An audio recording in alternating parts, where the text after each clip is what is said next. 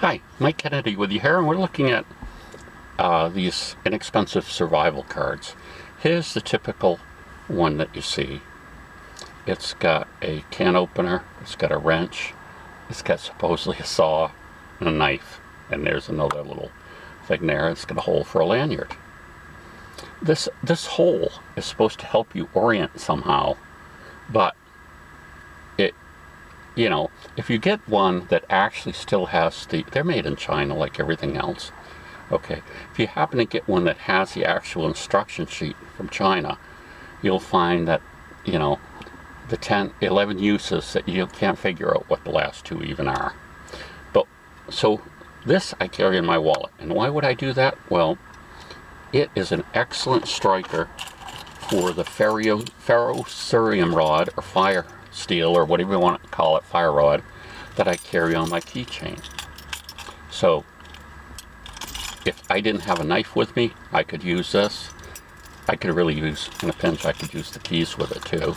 But this provides a really good spark because it's got a beveled edge that's supposed to kind of be like a knife. Well, it isn't like a knife.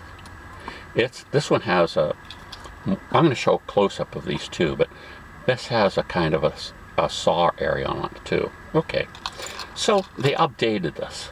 Okay, and I'm going to show you this updated one. First, I want you to notice the difference in the size. That's important because this one fits in my wallet. This one does not. So this one would have to be in a pack or anything, or something. Now, you say they chose to update it in some different ways. The most obvious update, looking at it, is black.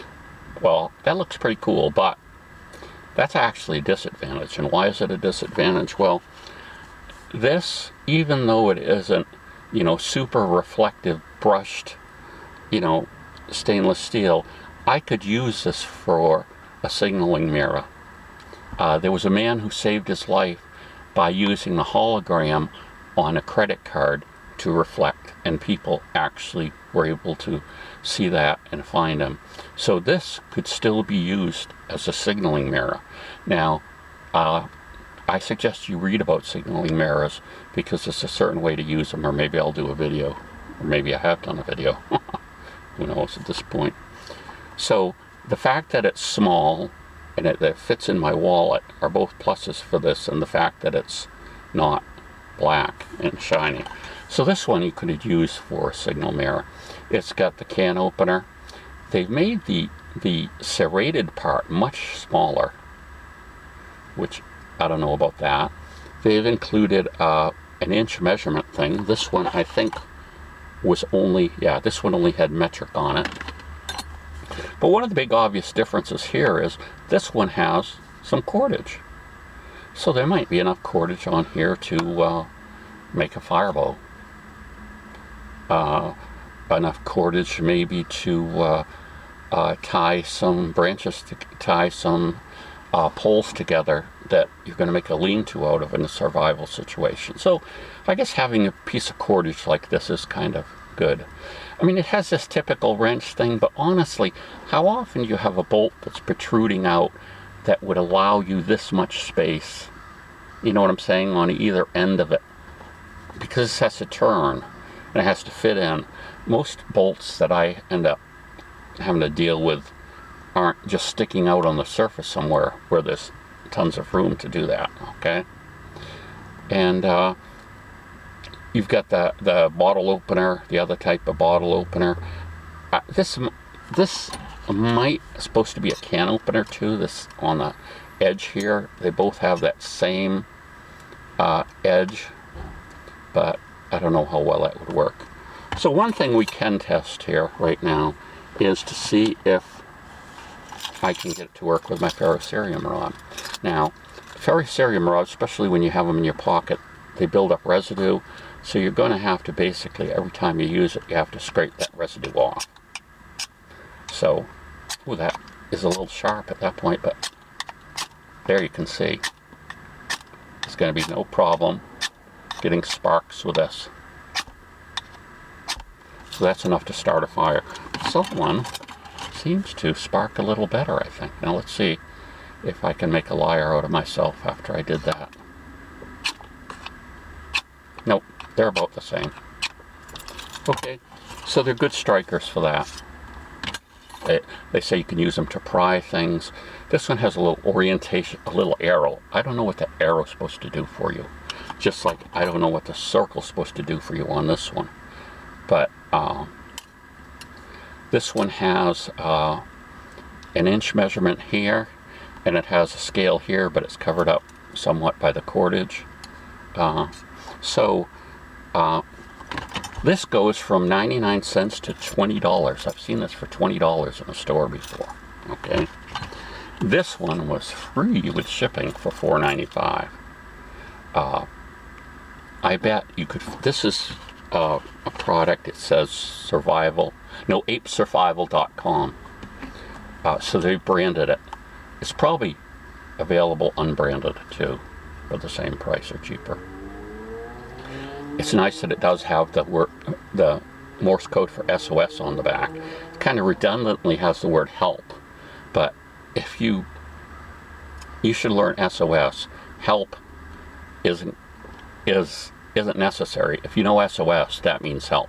That means save our souls, save our ship, or whatever you want to say. But SOS is a universal distress code, and plus, if you put out the help instead of SOS, a lot of people who don't know Morse code are going to know SOS.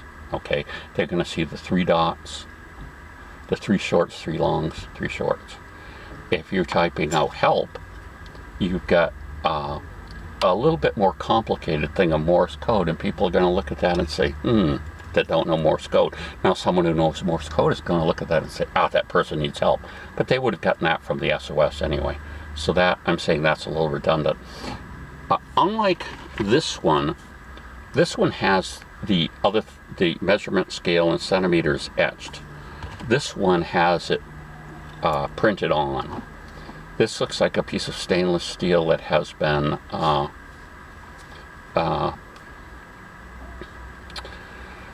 I forgot the correct term. Electroplated black, but there's a special anodized or whatever, special word for how they do this. So this has been blackened anyway. So, and I'm sure to some degree a little of that black has to come off so that you can do the scraping with it. But so, in my estimation, this one goes in a small survival kit. I don't know, that looks like that would fit in an old Altoids tin, but I mean, this would go in maybe in your pack or in a small kit that you carry on you, where I'm still going to keep this one in my wallet. I think it's good to have a piece of a hunk of metal, and it's got a little bit, enough of an edge on it to use with my Ferrocerium rod that I keep with me. And so that's pretty much it. Now, my little guest here has just had a little problem. I will introduce you as I do in most of my movies when I have them. I have Little Man here, and we're working on a haircut with him. He's very... he doesn't like getting his hair cut, so I brought a pair of scissors, and every once in a while I'll cut a little more of his fur off. And so anyway, he's starting to look good, better. Anyway, my daughter's going to eventually groom him, but I just wanted to get some of the mats off of him, and I wanted to be able to see his little face. So anyway, there we go. So there we are with 2 inexpensive survival cards, and why in some ways I like the original cheaper one better. And of course, having something with a little cordage on it is really good too. So I can see carrying that in your pocket or something. In the, it's got the little cardboard wallet. I would wrap this with duct tape because the cardboard's going to fail because one of the edges is beveled, so it's going to break through it. So I would definitely duct tape this as well so that it would be ruggeder, and then you could stick that in your pocket, and I'll keep the other one in my wallet. And this is Mike Kennedy saying, if you're not spiritually prepared, you're never prepared. Remember that. Bye.